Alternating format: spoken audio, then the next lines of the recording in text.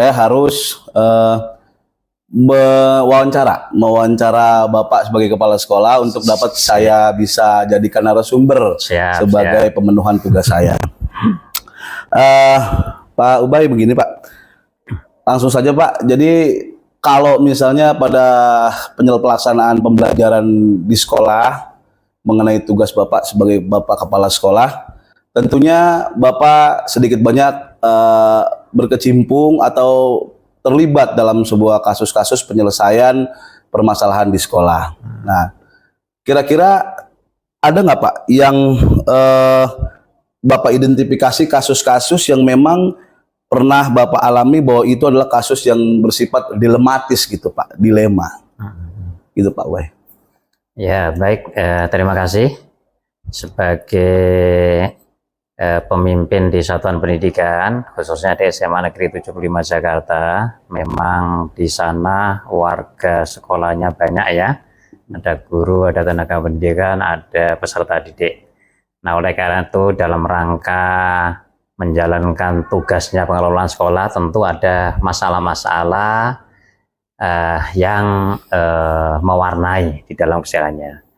Nah oleh karena itu di dalam mengidentifikasi masalah-masalah yang timbul di dalam keseharian itu cara mengidentifikasinya bisa langsung dari kepala sekolah, bisa juga bersumber dari bagian-bagian yang ada di sekolah, misalnya dari guru mata pelajaran, dari guru BK, bisa juga memberdayakan anak-anak yang aktif di OSIS MPK maupun di pengurus-pengurus kelas. Jadi seperti itu. Kalau langsung semuanya dari kepala sekolah tentu tidak bisa tercover ya. Artinya ketika ada problem-problem apa terkait dengan kedisiplinan, dengan penegakan tata tertib dan lain sebagainya, itu ada dan itu bisa didapat, bisa diidentifikasi melalui banyak bidang ya, banyak sumber yang ada di sekolah. Baik Pak, terima kasih Pak. Artinya memang dari berbagai macam unsur Pak ya bisa kita identifikasi, Bapak identifikasi bahwa memang itu terkait tata tertib, kedisiplinan, banyak persoalan-persoalan yang sifatnya dilema ya Pak ya.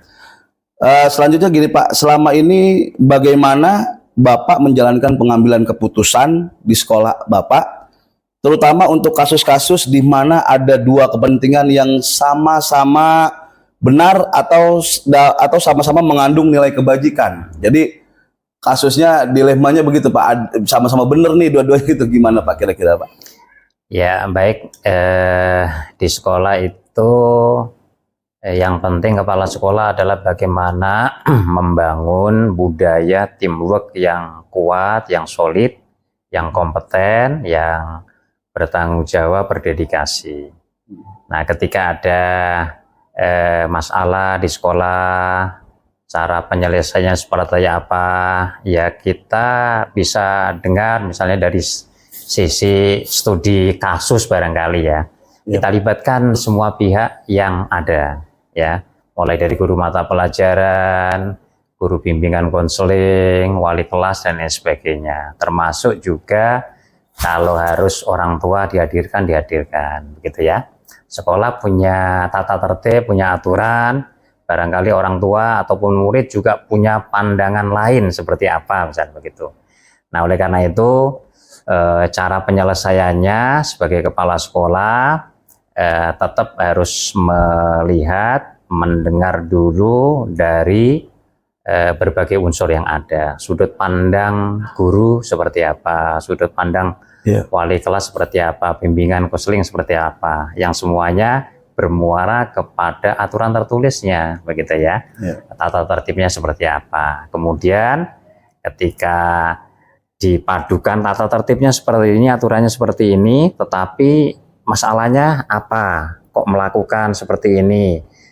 Alasannya apa dan lain sebagainya. Oleh karena itu, setelah dilakukan konferensi barangkali ya terhadap masalah, barulah kita garis bawahi untuk diambil satu keputusan. Jadi keputusan harus diambil secara edukatif, demokratis, dengan melihat banyak pihak yang harus dilibatkan gitu ya, seperti Ya. itu. Baik Pak.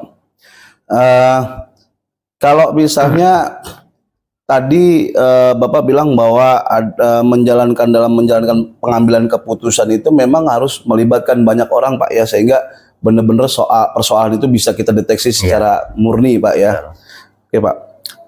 Selanjutnya Pak, langkah-langkah atau prosedur seperti apa yang bisa Bapak lakukan selama ini Pak, kalau misalnya menghadapi persoalan-persoalan yang sifatnya dilema itu Pak? Iya. Jadi ketika ada masalah memang harus ada langkah-langkah sebelum sampai kepada solusi finalnya begitu ya. Iya. Jadi jangan terburu-buru ketika ada masalah kemudian respon yang secepat-cepatnya, mengambil langkah cepatnya, tetapi tidak didukung dengan data yang ada. Nah, jadi di sekolah itu perlu mengidentifikasi masalahnya dulu, ya kan? Kenapa dan lain sebagainya. Kemudian upaya yang dilakukan dari pihak-pihak yang terkait sudah dilakukan belum prosedurnya, tahapan-tahapannya, seperti itu. Nah, ketika semua aturan sudah dilakukan, pendekatan edukatif sudah dilakukan, kemudian barulah diambil satu solusi finalnya gitu. Tidak bisa kita, wah ini kenapa anak terlambat misalnya, kenapa anak melanggar satu aturan tata tertib, perlu kita dekati dulu. Oh ternyata dia terlambat. Oh, pagi harinya, setiap pagi harinya harus membantu orang tuanya dengan kondisi yang demikian. Maka yang bagus di sekolah itu memang semuanya pendekatannya adalah pendekatan yang edukatif, gitu ya. Iya Pak. Baik Pak, berarti di dalam menjalankan langkah-langkah atau prosedur yang dilakukan selama ini menghadapi kasus-kasus dilema ya, memang mendeteksi dulu Pak ya, mendeteksi karakter persoalan itu sejauh mana, sehingga baru kita bisa tentukan keputusannya secara edukatif. Ya Pak. Selanjutnya Pak, hal-hal apa saja yang kira-kira selama ini dianggap efektif di dalam pengambilan keputusan pada kasus-kasus yang dilema etika itu Pak? Ya. Baik, untuk hal-hal yang efektif, kalau saya lihat selama ini adalah kerja bareng, koordinasi dengan semua pihak, ya gitu ya. Jadi di sekolah itu ada kepala sekolah, ada istilahnya posisi yang ada di kepala sekolah, wakil-wakil bidang dan lain sebagainya. Jadi yang bagus adalah koordinasi di antara semua bidang dari semua sisi yang ada, gitu. Koordinasi dulu ya. Jadi itulah yang membuat kerja jadi berat gitu, ataupun masalah rumit seperti apapun, ketika itu dikerjakan bersama dengan duduk bareng di antaranya, maka menjadi ringan. Jadi ringan. Iya Pak. Iya Pak. Baik Pak. Terima kasih. Jadi memang dikoordinasikan ya Pak ya, kuncinya di situ sehingga lebih efektif Pak. Ya, tinggal kepala sekolah juga mengorkestra aja semua bagian yang ada di sekolah. Itu adalah keterampilan yang harus dimiliki kepala sekolah untuk mengorkestra semua peran-peran potensi itu ya Pak. Iya Pak.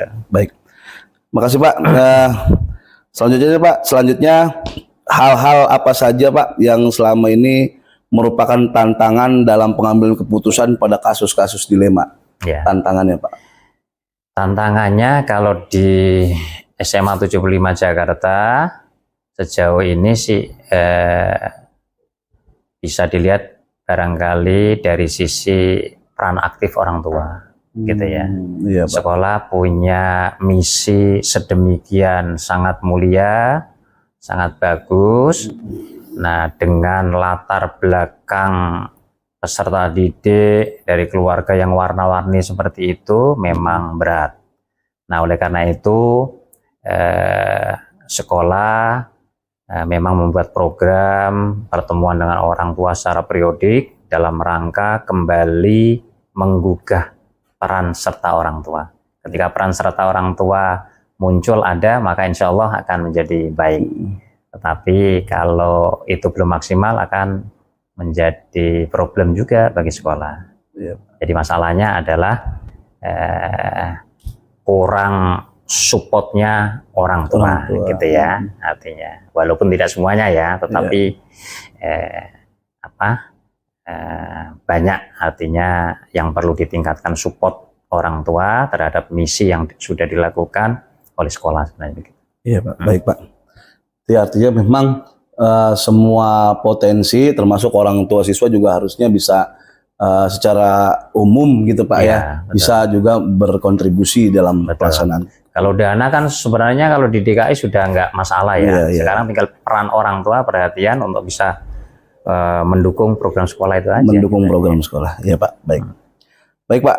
Selanjutnya, apakah Bapak memiliki sebuah tata kelola atau misalnya jadwal tertentu gitu Pak dalam sebuah penyelesaian kasus dilema etika? Apakah Anda langsung menyelesaikan, Bapak langsung menyelesaikan di tempat gitu Pak? Atau memiliki sebuah jadwal untuk menyelesaikannya? Bentuk atau prosedur seperti apa Pak kira-kira yang bisa dijalankan gitu Pak? Kalau sekolah, pengelolaan sekolah mau tetap tertib, mau bagus, sebenarnya rapat, briefing, koordinasi itu harus bisa dilakukan secara terjadwal atau rutin.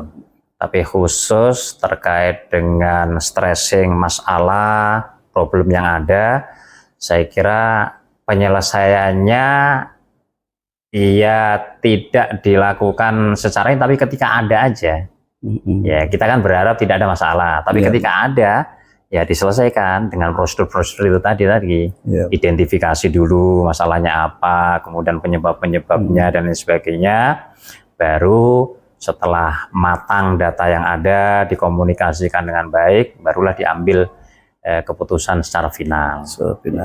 Tidak ada waktu tertentu, tidak. Tapi kalau stressingnya masalah, ketika ada masalah, baru segera direspon, tidak berlarut-larut, tetapi melalui tahapan-tahapan prosedural yang pas lah, gitu ya, seperti itu. Baik Pak, jadi memang di dalam penyelesaian persoalan, tata kelolanya memang tetap harus ada berkoordinasi ya. Begitu muncul persoalan, segera dilakukan penyelesaian. Kira-kira Pak, adakah seseorang atau faktor-faktor apa yang selama ini mempermudah atau membantu Bapak dalam pengambilan keputusan dalam kasus-kasus dilema biasanya Pak? Gitu Pak. Tadi sudah saya sampaikan bahwa sekolah itu adalah sistem, mengelola sekolah ada sistem, di dalamnya ada subsistem. Nah, selama ini saya menganggap bahwa semua bagian yang ada di sekolah itu punya peran penting di sekolah. Jadi tidak ada bagi saya itu bagian tertentu ini harus diunggulkan, ini yang lain dikecilkan, tidak, tapi semuanya harus punya peran sesuai dengan tugas pokok dan fungsinya masing-masing. Mulai dari pintu gerbang sekolah, mulai staf biasa sampai pada unsur pimpinan, semuanya punya peran. Nah, oleh karena itu ketika peran-peran itu dijalankan dengan baik, itulah yang membuat saya sebagai kepala sekolah, permasalahan itu menjadi ringan, menjadi mudah untuk diselesaikan, seperti itu. Berarti semua potensi-potensi itu harus berjalan sesuai dengan perannya masing-masing. Baik Pak, selanjutnya dari semua hal yang telah Bapak sampaikan, pembelajaran apa yang dapat Bapak petik dari pengalaman Bapak sebagai pengambil keputusan di dalam dilema itu Pak? Saya sering di beberapa kali pertemuan gitu, saya sering menganggap dalam rangka penguatan peran saya, saya ditugaskan sebagai pimpinan di satuan pendidikan yang sebenarnya lingkungannya dari ujung ke ujung mudah dijangkau. Hanya sekian puluh pendidik, sekian puluh tenaga kependidikan dengan sekian ratus murid, insya Allah bisa. Nah, oleh karena itu ini tadi bahwa kita harus bisa memaksimalkan, mengoptimalkan semua bagian yang ada di sekolah. gitu ya, semua bagian yang ada di sekolah. Nah, oleh karena itu saya juga sering menyampaikan kepala sekolah ini tidak ada apa-apanya tanpa daya dukung dari semua unsur yang ada di sekolah, begitu ya, ada sekolah. Nah, seperti itu Pak Teguh. Gitu. Ya, Pak. Ya. Baik, terima kasih Pak Ubay. Saya sudah banyak sekali dapat informasi dari Bapak terkait penyelesaian kasus-kasus yang sifatnya dilema, Pak. Maka dari itu pada hari ini Bapak sebagai narasumber saya, sebagai Bapak Kepala Sekolah, ya mudah-mudahan informasi yang Bapak sampaikan ke saya bisa bermanfaat buat kehidupan saya, buat juga kehidupan di sekolah kita, Pak. Sukses. Pokoknya diikuti saja, ada program dari kementerian, dari manapun kalau yang positif dalam rangka mendukung pengembangan SDM kita diikuti. Pokoknya bismillah aja. Iya. Baik, Pak. Terima kasih, Pak Ubay. Terima kasih.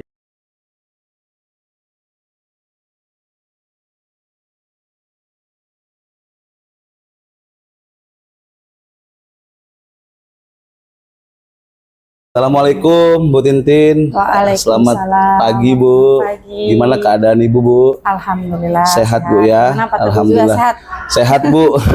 Mudah-mudahan kegiatan Ibu semua berjalan lancar. Amin. Mohon izin Bu, pada hari ini saya diberikan tugas oleh BBGP DIY untuk mewawancarai Ibu sebagai narasumber saya dalam rangka menyelesaikan tugas saya Bu, untuk dalam rangka terkait modul pengambilan keputusan dengan nilai-nilai kebajikan ya Bu ya. Iya. Mohon izin Bu, selama ini bagaimana Ibu dapat mengidentifikasi kasus-kasus yang merupakan dilema etika atau itu kasus yang sifatnya bujukan moral Bu? Ya. Bagaimana Bu kira-kira Ya. Bu? Kalau saya cara mengidentifikasinya,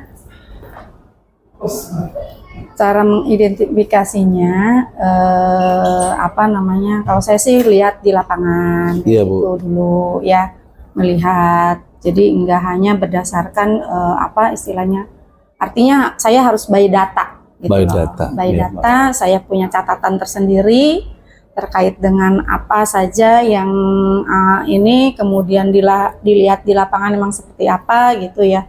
Artinya pemantauan saya, observasi saya gitu ya. Ya, Jadi bukan hanya sekedar istilahnya bahasanya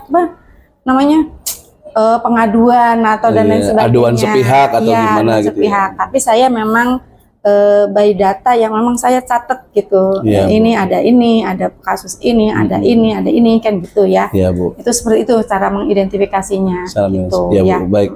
Ya berarti cara mengidentifikasinya berarti sebelum kasus itu benar-benar kita cerna secara baik, benar-benar diterima dulu Bu ya, secara menyeluruh gitu Bu ya, cara mengidentifikasi itu ya. Baik Bu. Ya. Selanjutnya Bu, selama ini bagaimana Ibu menjalankan pengambilan keputusan di sekolah, terutama untuk kasus-kasus di mana ada dua kepentingan Bu, yang sama-sama memang benar gitu kan, sama-sama ya mengandung nilai kebajikan gitu Bu. Kira-kira bagaimana Bu menjalankan pengambilan keputusannya? Ya baik, kalau seperti itu biasanya kalau saya yang pertama memang berdasarkan pengalaman dulu ya, kita mungkin dulu kan waktu jadi guru pun kan pastilah ada kan kasus-kasus seperti itu yang memang semuanya ini kepentingannya ada benar semua, tetapi harus salah satu diambil kan gitu ya.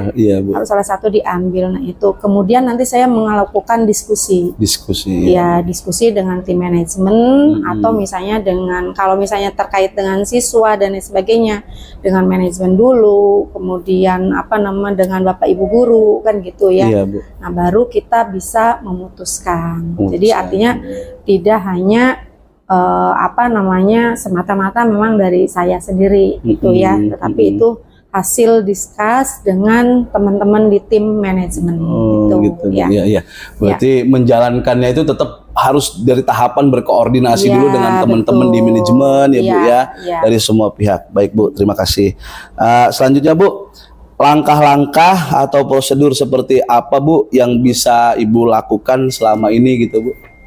prosedur atau kalau langkah-langkah? prosedur dalam hal pengambilan keputusan kan saya kan di keputusan terakhir ya. Ya terakhir Bu ya. Tentunya ketika ada kasus artinya kan ada SOP Betul, yang Bu. harus dijalankan Iya. dari bawah dulu, kemudian mungkin Berproses ya Bu ya. berproses kan gitu seperti itu. Nanti di saya pun kita akan melakukan gelar kasus Gelar kan kasus, gitu. konferensi kasus gitu Ya, Bu ya. konferensi kasus Iya, seperti iya. itu baru nanti apa sih nanti yang harus kita ambil Keputusannya. ini gitu. Iya Bu. Ya. Baik. Ya. Terima kasih. Berarti memang itu dilakukan benar-benar dari tahap paling bawah dulu Bu ya. Iya, Nanti finalnya kasus itu bisa ditentukan oleh Ibu sebagai top Kalau manajemen. misalnya dengan kaitan dengan siswa juga kan gitu ya kan saya kan akhirnya di ujung ya. Tapi kita juga nggak langsung keputusannya begini tapi Iya, harus Bu. juga dilakukan pembinaan kan gitu ya. Pembinaan. Baik, Bu. Ya. Bu, selanjutnya hal-hal apa saja Bu yang selama ini Ibu anggap efektif dalam pengambilan keputusan pada kasus-kasus yang dilema itu Bu? Dilema etika itu. Ya, yang tentunya emang ada satu keputusan yang sulit ya kita Iya, Bu. kita hadapi gitu ya. Kalau saya melakukan itu tadi by data itu Efektif kan itu Bu ya supaya efektif. datanya memang harus kita pegang dulu semuanya kan gitu ya. Data kita harus pegang dulu. Kemudian juga sebelum saya mengambil keputusan tadi dengan tim manajemen, kemudian juga saya tetap berkonsultasi dengan yang lebih paham seperti pengawas atau mungkin dengan sudin kan gitu Iya, ya. Bu. Karena ini kan ketika ada kasus yang memang berat yang harus kita ambil Iya, Bu. kan gitu ya. Iya, Kan tidak bisa kita serta-merta ngambil tapi kan harus ditinjau dari berbagai hal Iya. kan gitu seperti itu ya. Iya Bu. Ininya. Ya, berarti menjadi pekerjaan itu nanti lebih jelas, tepat, efektif gitu Bu ya. Iya, Nggak betul. salah sasaran dan lain sebagainya. Insya Allah, Iya, Bu. mudah-mudahan gitu ya. Iya. Keputusan yang kita ambil itu memang sudah dibicarakan dengan Semua pihak. semua Bu. pihak. Iya, Gitu. iya. Baik Bu.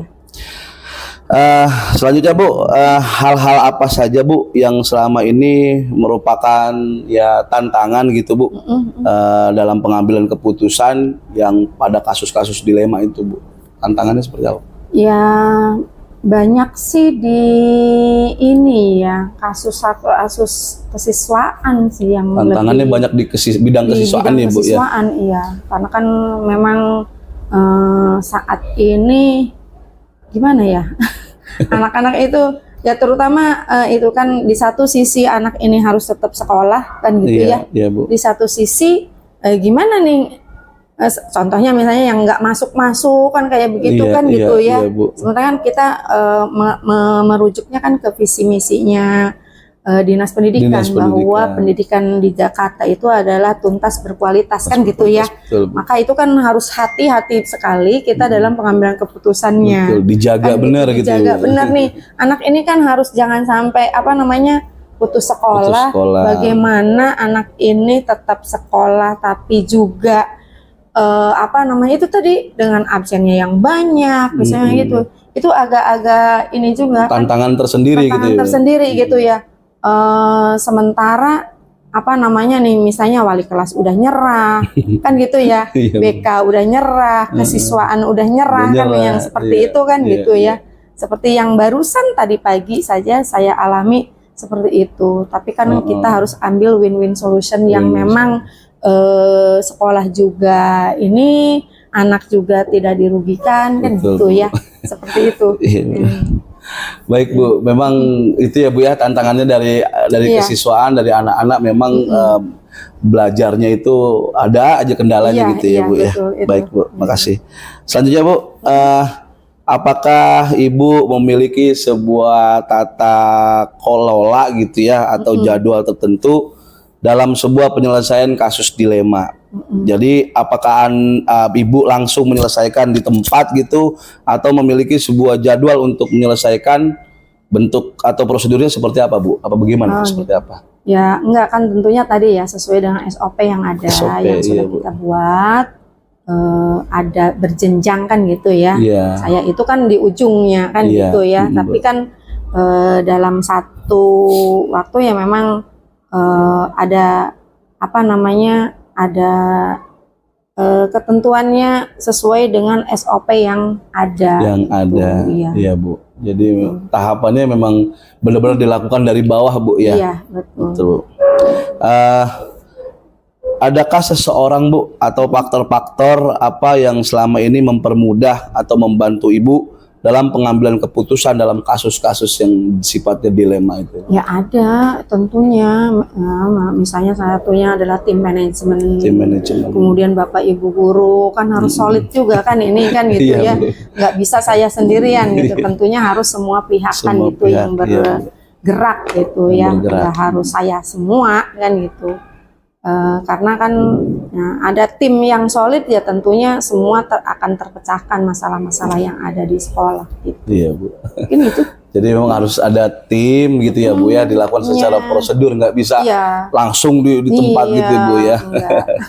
Baik, Bu, terima kasih. Iya. Selanjutnya, dari semua hal yang disampaikan Ibu tadi, pembelajaran apa, Bu, yang dapat Ibu petik dari pengalaman Ibu sendiri di dalam pengambilan keputusan itu, Bu? Ya tentunya memang apa namanya, terutama hal-hal yang ketika satu pengambilan keputusan itu ya banyak ininya gitu. Kadang harus berpikir ini juga apa namanya, kita ternyata susah juga gitu lah ya dalam hal mengambil keputusan itu gitu ya. Kadang kebawa ini juga secara pribadi gitu ya, saya gitu ya, Iya, ketika iya, Bu. ada menghadapi masalah seperti itu gitu ya. Jadi seduh sedan juga gitu. Iya gitu ya. Ini di satu sisi aduh kasihan banget nih Iya, anak ini iya. begini, tapi satu sisi ya gimana gitu ya. Iya. Kan kayak kita menghadapi, makanya itu tadi apa namanya, tentunya dalam pengambilan keputusan ya harus pengalaman yang saya ambil itu ya harus kita sabar, Sabar ya. harus telaten juga gitu ya, harus bijak terutama kan Iya, gitu ya. Iya. Itu ininya memang belajar, harus Iya, belajar, harus belajar ya, Bu, ya. sabar, bijak itu emang Yang terus Pembelajaran belajar. yang bisa kita ambil Iya, gitu, iya, Bu ya. harus terus belajar gitu ya. Gitu. Mungkin itu sih saya. Baik. Terima kasih, Bu, Sama-sama. kesempatannya hari ini saya bisa berdiskusi dengan Bu Tintin. Iya.